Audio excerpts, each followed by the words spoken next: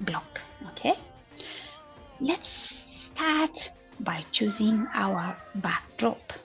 But today, because our focus is mainly our character is first in a room, and then the character will go to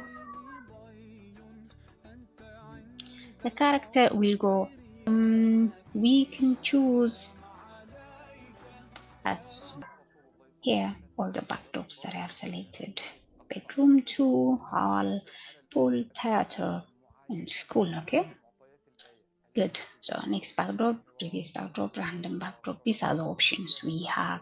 You when you say switch backdrop to school, it switches to that specific backdrop.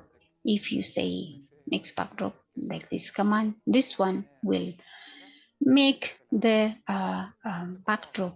Now we can increase the delay more, like 4 seconds.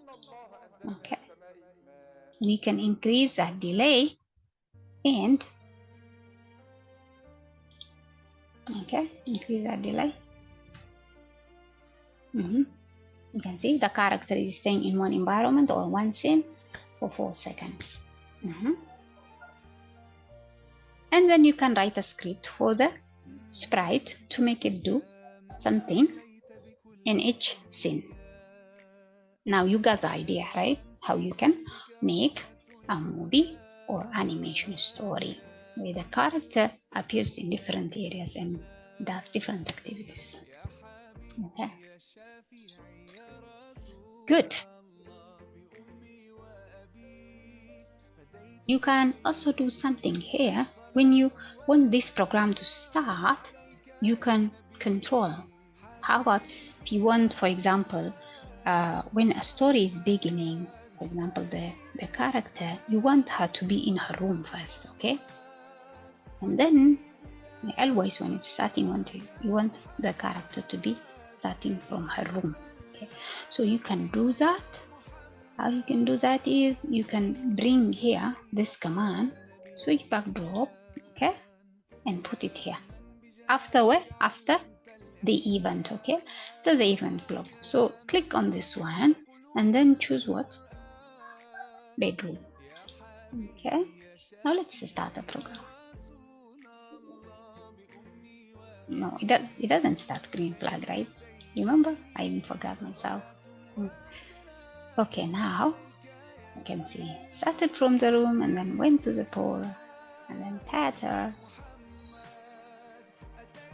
then school, and then went back to room because it's repeating 10 times. Okay, good. Now let's stop this one. You can stop it by clicking the hit array button. Okay, good. That's one thing, going through different scenes. Okay,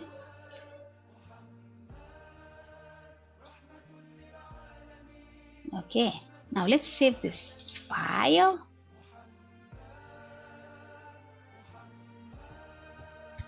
Send.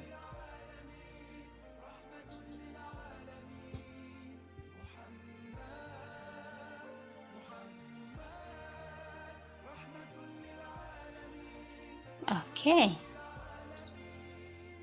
Now I want to show you another interesting point is how you can